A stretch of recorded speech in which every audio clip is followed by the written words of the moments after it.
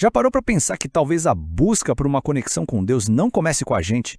Hoje, a gente vai mergulhar em um estudo devocional que, olha, vira essa ideia de ponta cabeça. A premissa central é bem surpreendente e com certeza desafia o jeito que muita gente enxerga essa jornada. E logo de cara, a tese principal do estudo já inverte toda a lógica que a gente costuma ter. A frase é muito direta. A iniciativa não é nossa. É Deus quem nos conduz até Ele. E essa ideia é o fio condutor de toda a nossa análise de hoje. Então, vamos lá, vamos entender melhor essa premissa. O argumento fundamental do estudo é que a jornada espiritual não começa com o nosso esforço, mas sim com uma ação de Deus para nos atrair. Isso muda tudo, né? Porque coloca a responsabilidade, a iniciativa, do outro lado.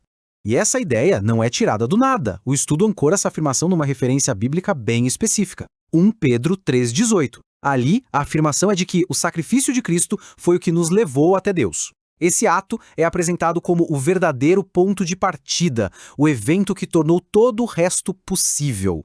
E isso leva a gente direto para o primeiro pilar de todo esse processo, o papel de Jesus. Mas como é que o estudo explica o funcionamento desse sacrifício na prática?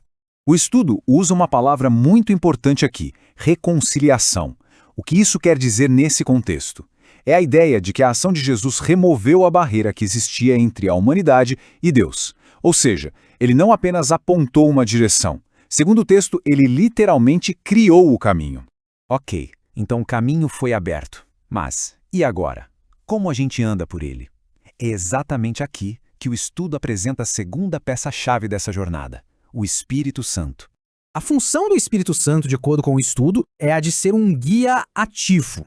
A analogia é bem forte, né? Se Jesus construiu a ponte, o Espírito Santo é quem pega na nossa mão para ajudar a atravessar, garantindo que a gente não se perca no meio do trajeto. O estudo descreve isso como uma parceria incrível. As ações de Jesus e do Espírito Santo não são coisas separadas. O sacrifício de Jesus é o fundamento, o evento que mudou as regras do jogo. Já a atuação do Espírito Santo é a aplicação prática disso no nosso dia a dia, guiando e revelando o verdadeiro significado de tudo. Um não funciona sem o outro. Bom, então temos um caminho e temos um guia. Mas ainda fica uma pergunta no ar. Como é que alguém consegue sequer entender uma verdade que parece tão distante da nossa realidade? E o próprio estudo levanta essa questão. Como acessar algo tão diferente da nossa experiência diária?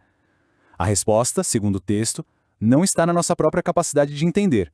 Para ilustrar bem esse ponto, o estudo cita essa passagem de 1 Coríntios. Ela descreve essa verdade divina como algo que está fundamentalmente além da nossa percepção. É algo que a gente, por conta própria, simplesmente não consegue descobrir. E é aqui que está o pulo do gato do argumento.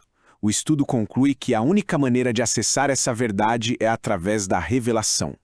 E o agente dessa revelação é, de novo, o Espírito Santo. É ele quem torna o incompreensível compreensível. É como se ele fosse um tradutor de uma realidade divina para nossa mente humana. Certo?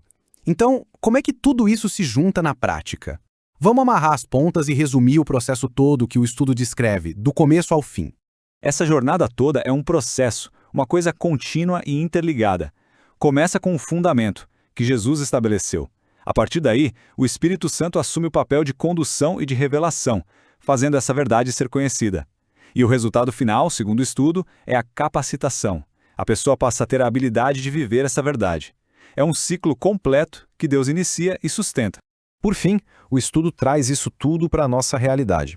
Ele sugere que práticas como a oração e a meditação não são sobre nosso esforço para chegar em algum lugar, mas sim sobre criar um espaço.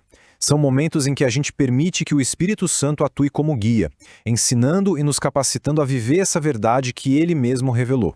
Isso tudo nos deixa com uma última pergunta para refletir. Se o processo todo é iniciado e guiado por Deus, qual é então o verdadeiro papel da nossa oração? De que forma ela se torna esse canal para que essa verdade toda se manifeste na vida de alguém? Fica aí a reflexão.